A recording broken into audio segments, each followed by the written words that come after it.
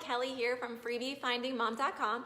Thank you for joining me for another Friday session of Money Talk, where we basically get together on Fridays around 1:30 p.m. Eastern Time and go over usually a couple of the more popular questions here from the Freebie Finding Mom Facebook page.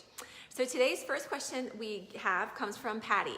Patty's question is I'd like to hire a house cleaning service to come every 2 weeks, but my husband thinks that even though I'm now working part-time, I should still be able to keep up with the housework.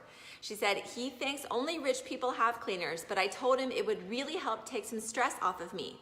Just curious, how many of you have house cleaners? Thank you, Patty, for your question. And by the way, thank you guys so much for your responses. It was really helpful, I think, for you, Patty, to see these responses and see that you can show your husband. It's clearly not just whatever he would deem maybe rich people who have cleaners. A lot of people hire cleaners for a variety of different reasons. So we'll go ahead and get into your responses. So Kayla said, I would tell him he either steps up and helps take care of the house since he also lives there. Very true, Kayla, I agree with that one. Especially now because Patty is working and helping taking off some of the financial stress maybe off of him. Maybe he needs to start pitching in, it sounds like, and helping with some of the housework. Christy said she totally agrees with Kayla, so thank you for that, Christy. Emma said, I don't have a house cleaner, but I am one. And I am sure it is not only well-off people that I go to. Oh, she said, I assure you it's not only well-off people that I go to. I go to people from all walks of life and in all sorts of circumstances. Yes, Emma, that's my point, yep. She said elderly who cannot do it all themselves anymore, working families and single people who don't have time, disabled people, and yes, I also have clients who don't work full time, but find few hours I spend cleaning relieves a whole load of stress from their lives. So clearly, Patty, please share this with your husband because I think it might be a little enlightening for him that there's a variety of different people who hire house cleaners.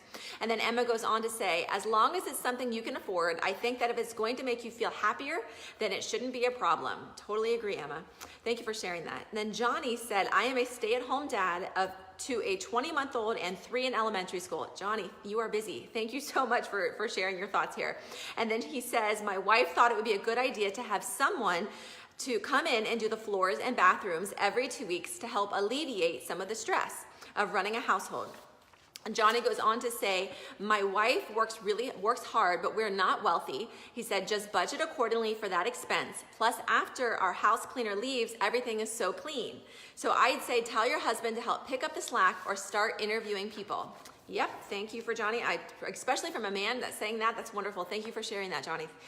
So totally agree with that. So Johnny, another example for you, Patty. Johnny's saying he doesn't consider them wealthy, but just those few hours having someone come in just really helps alleviate a lot of stress off of their lives. And they budgeted accordingly for it. Thanks, Johnny. And then Heather said, I have a housekeeper. I don't want to spend my spare time cleaning when I can spend it with my kids and my husband. I would hire someone instead of a service because services can be pricey. Good point, Heather. That is very true. I have found that to be the case too, that services can be quite a bit more expensive than if you find an individual or 2 people to come clean. And then Heather says, I know lots of people that have housekeepers. They're busy people who would rather spend free time in other ways instead of stressing about cleaning. Yep, very true. Noni said, husband helps clean, etc. It's our house. Very true, Noni. So meaning that, Patty, he should be helping more, especially because, like I said, you are going to work and helping taking off some of the financial burden off of him. And then Sarah said, I don't have a house cleaner. I work full time, but I do have 2 older kids that help with chores. And then she says, they do help daily and it helps a lot, and husband helps as much as he can. So again, Sarah, so since Sarah's kids are, a little bit older now, they can also pitch in. So maybe that's an option for you, Patty, as well, to see if you have kids that can, help as well with the chores. But definitely I would encourage your husband to do a little bit more too. Melissa said, do whatever works for your family. Yaya said, I think it's a great idea. I no longer have a house cleaner, but I used to 4 years ago. And I was a stay-at-home mom, but it took a lot of stress off of me. And then she goes on to say, she would come twice a month to put away all the laundry and deep clean the bathroom and floors, unless I needed her more than she would. But if you can afford it, I would recommend it. It will be less stress for you and more time for those you love. And then Dulcinea said if he doesn't want to spend some extra money for someone to come at once every 2 weeks, then he should be helping you clean. Yep. Frankly, he should be anyways, but if him not doing so has worked for y'all up to this point, that's understandable. Now the things that have changed with work, it is time for him to change with the chores as well. Yep, Danielle says, I don't have a housekeeper since I went back to work. My hubby has just stepped up and has helped me clean a little bit more. That's awesome, Danielle. My husband has too. I work a decent amount here, obviously, but I will say he definitely helps more now than he did, say, 5 years ago. So I'm glad that your husband's doing the same thing, Danielle. Thanks for sharing. And then Susan said, I wish I did, meaning she wishes she had a housekeeper. And then Rachel said, we don't have a housekeeper and I never had one. Even if we had the money for one, my frugal side probably wouldn't let me. Plus, it's hard to find someone I could trust. So that's true, Rachel. It is very hard to find someone that you trust around everything, and then you're obviously not monitoring everything. So that is very true. And then Rachel says, I work part-time too. Currently, I don't ask my husband to do much housework because he works 5 to 6 days a week, 11 to 12 hours a day. Normally on his off days, he will run errands for me. When my husband didn't work so much or when I worked more, I'd ask him to help more often. Now our kids are teens, so they do a lot too. So again, Patty, just remind him, maybe it's just part of maybe the season that you guys are in life right now. Maybe if you have, when your kids get older, you can just tell them maybe you won't need as much help, because the kids will be able to pitch in more. But if you have young kids, remind him that maybe they're not able to help quite as much as if they were teens. So it could just be kind of a situational thing. Maybe kind of tell your husband, kind of pitch it to him like that. And then Mary says, we have a friend that comes once a month and helps me organize and clean up and out. So that's great. So my feedback for you, Patty, is first off, share these responses that were on your question.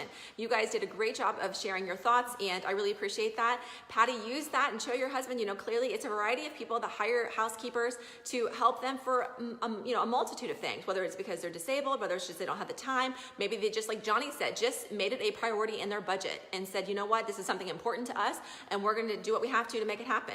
And so that's my first thing, is I would share with him these responses and just let him understand that it's not just a certain demographic that hires cleaners. A lot of people do for a lot of different reasons. I would also try to appeal to him to see if there's any way that he would pitch in and help more. If that doesn't go over so well, I would maybe try to attack it more from a financial perspective. So maybe look at your budget and see if there's anything that you could either cut out or reduce, and show him maybe you don't go out to dinner one night a month, and you say we're going to save that money, and that could be the housekeeping money, and then quite honestly, then you're not really, the budget isn't really impacted. So maybe show him from a financial perspective how it's possible, and then just remind him that if it alleviates stress from you, then that is just good for the entire family, and that includes him. So good luck with that, Patty. I hope that works out for you. And the next question we have comes from Jessica. Jessica says, I'm going through a divorce.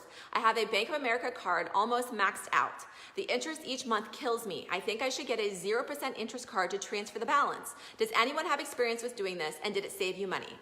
Jessica, I've never done this, but you guys clearly had a lot of really helpful insights, so thank you for sharing your thoughts on this one.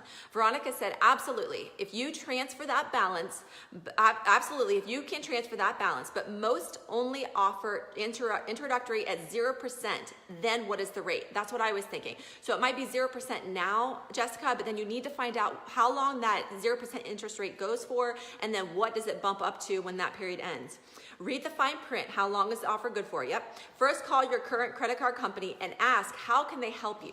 Explain the situation, and if it's not helpful, tell them what plan you have for that credit. So definitely, I love that, Veronica. Good feedback. Thank you for sharing that. So definitely, Jessica, go to your credit card company and just let them know your situation and find out if there's any, first off, fees for you to transfer any balance, see if they'll work with you at all on your balance. And if they don't seem to be, wanting to collaborate with you to try to improve the situation, then just kind of let them know what you're thinking as far as transferring the balance. But just call them first and see what they can maybe do to try to help you. Susie said exactly what Veronica said. If you are at, say, 18% now and you find a 0 interest for 18 months, and then it goes up to 13.5%, you will save overall. They do have a fee to transfer, she said. I think it's 3%. So it would be wise to ask your current credit card company first to avoid that fee. Yep, that's what I wondered too, if there was a fee for that. Also, if you happen to have savings anywhere, this was a good point, Susie, I wasn't thinking about this.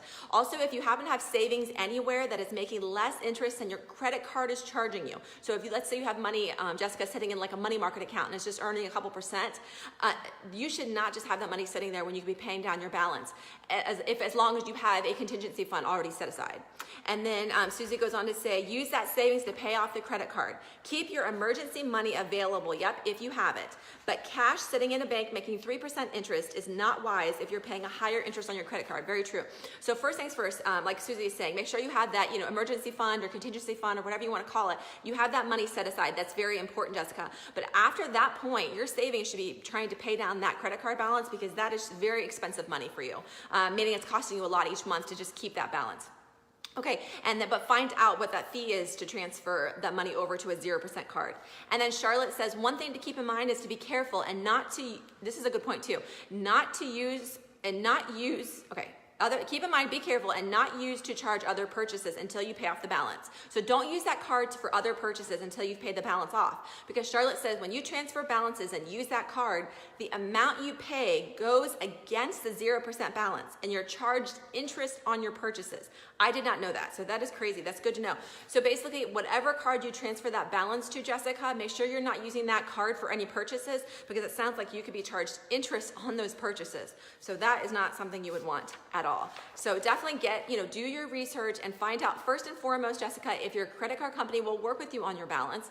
And if they're willing to work with you, then maybe that would be a great situation for you. But if they're not, find out the transfer fee for that 0% card. Find out what the rate's going to bump up to after that introductory period ends, and go ahead and transfer it. But then I would do everything I can to pay that down as much as possible. And if that means using savings, as long as you have that contingency fund in place, I would use my savings and pay that card balance down as fast as I could.